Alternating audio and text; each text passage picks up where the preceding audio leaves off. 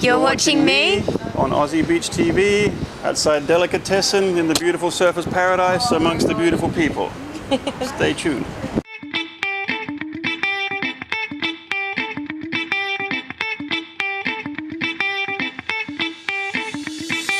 Aussie Beach TV. You're watching Aussie Beach TV. You're watching Aussie Beach TV. The hottest girls you will ever see.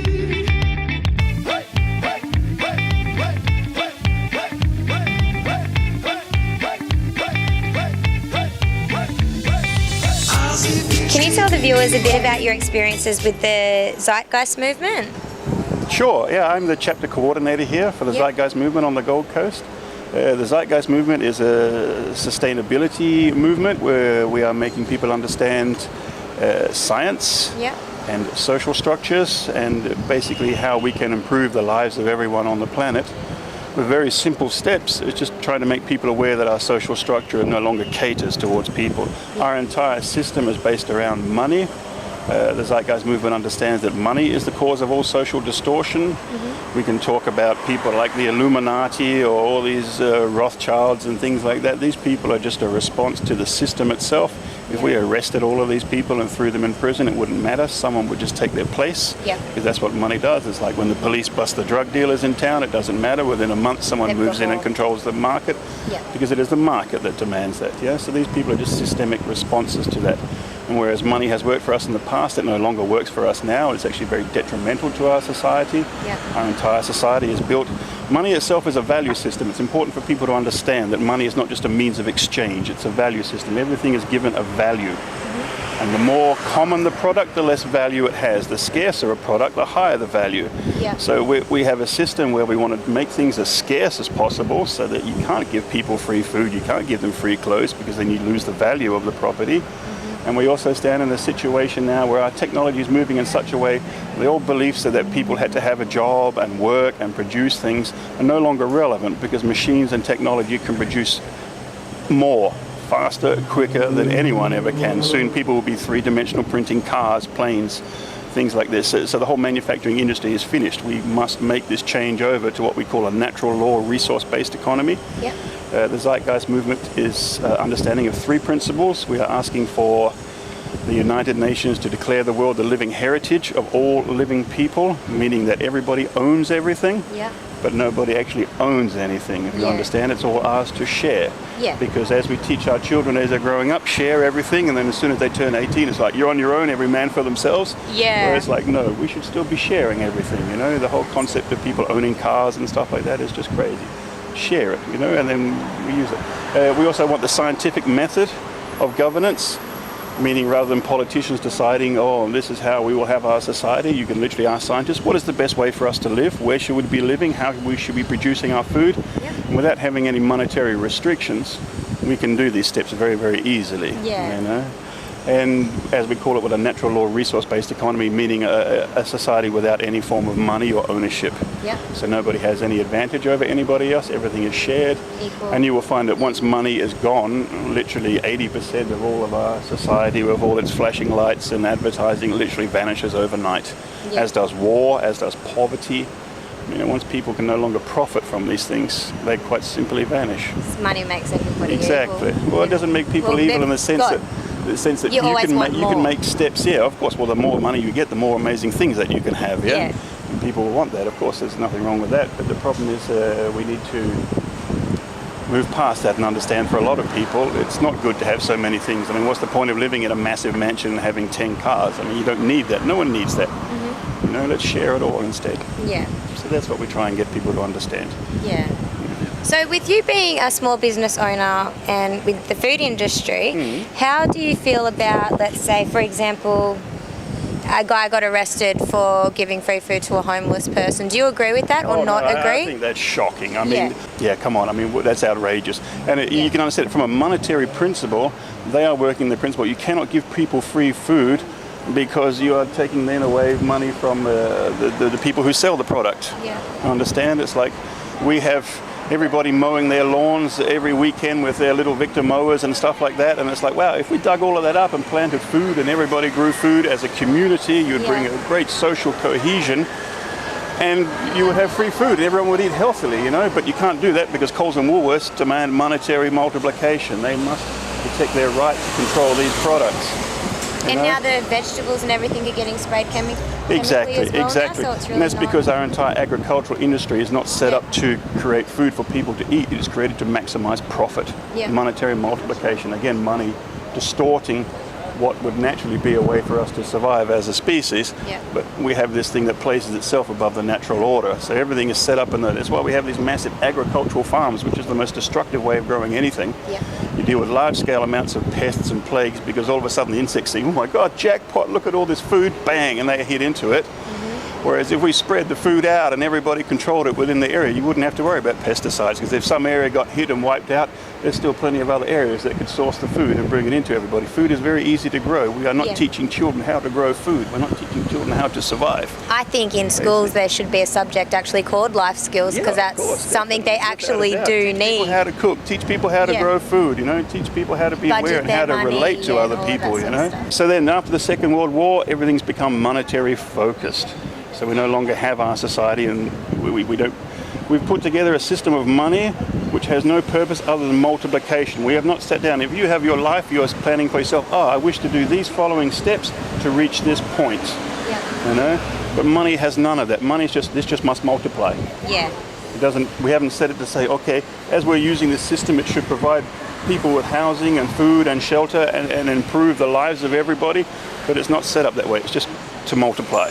And that's why we look at so much distortion, and why Abbott can still be talking about coal, and we can say we see how damaging it is, but we can't let the coal industry collapse because that'll collapse our economy and poverty and blah blah blah. The most important thing for people to remember is if the money disappears, everything you see around you is still here. This is still real, this is still tangible, it's still here. We are still here, people with minds are still here, love is still here. That's exactly right. Money, it's an illusion, it's all in our minds, it's just an illusion. And we need to move past it. We need to what is called a type 1 society.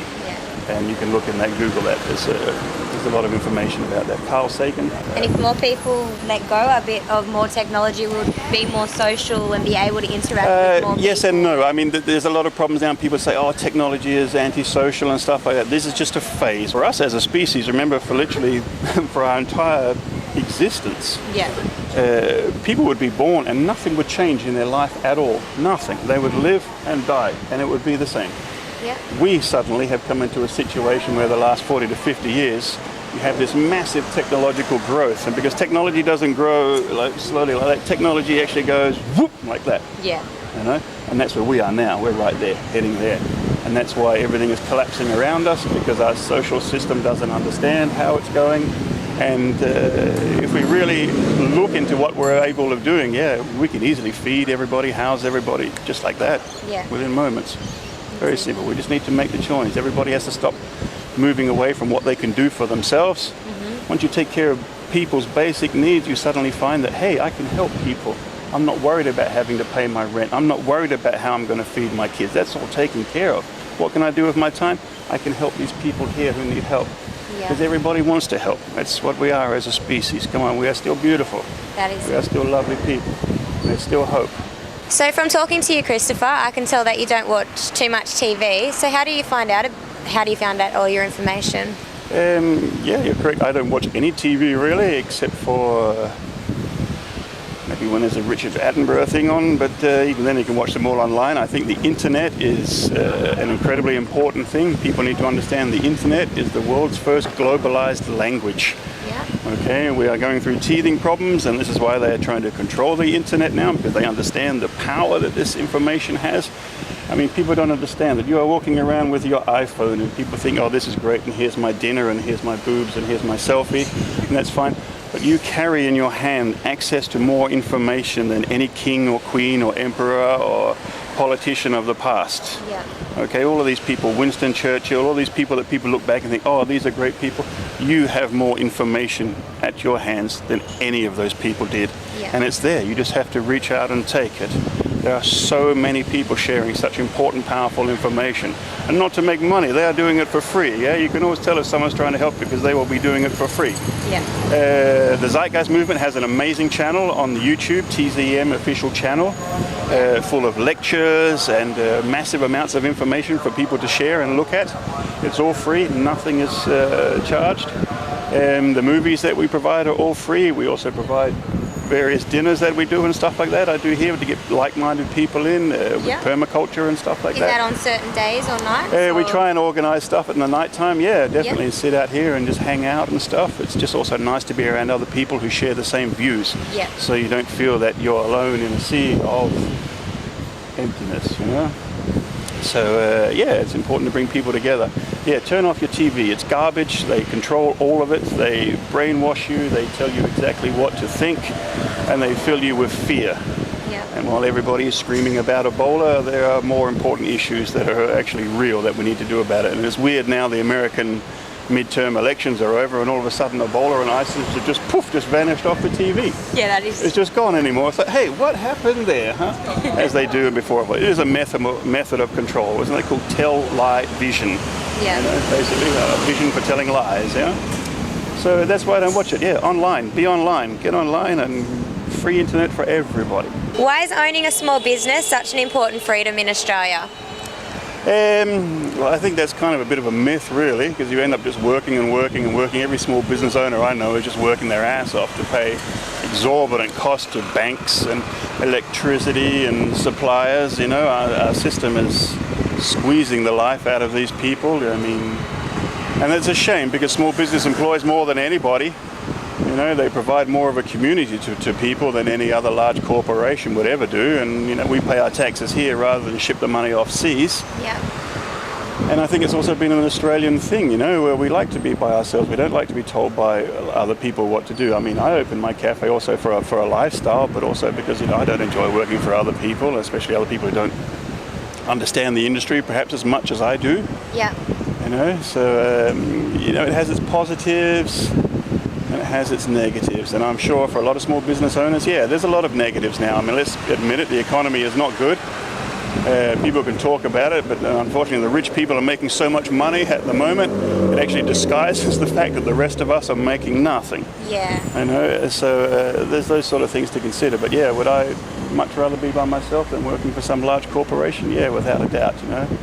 And I have worked for large corporations before, and I don't enjoy that. I don't enjoy the way that people are treated as numbers. I mean, people are, all of my staff I have tremendous respect for. I know about their lives. I'm interested in them as people. As people, like I say, people are lovely. Everyone is lovely, yeah? Yeah, smash big business. That's all I can say, huh? But then even then, it's not a fault of them either. I can tell you, that's another systemic reproach. You could destroy Coles and destroy Woolworths, it wouldn't matter. Someone else steps into their place, and eventually everything would move up. Money is just moving everything up to the rich. It's what it does. Capital goes to the capitalists, as they say, yeah? And we're all kind of left behind straggling over and fighting over the rest. Yeah. But we don't realise that it's actually us who have the most amount of power because we're the ones who empower this entire system, yeah? And we can bring it down anytime we want. We just have to say enough. Stop listening to the people in power. My God, if you're listening to Tony Abbott, you need help. That man needs help. He is mentally ill. He has neurological damage, you know. He is. How can a leader of a country be so ignorant and foolish? And that shows you why politics doesn't work. If he can make it to the top, then the system is flawed. As simple as that, yeah. And why don't we use scientists and people who understand things rather than, oh, I'm a lawyer, so now I'm a politician, so therefore I'm in charge of agriculture. So what do you know about agriculture? Nothing. Exactly.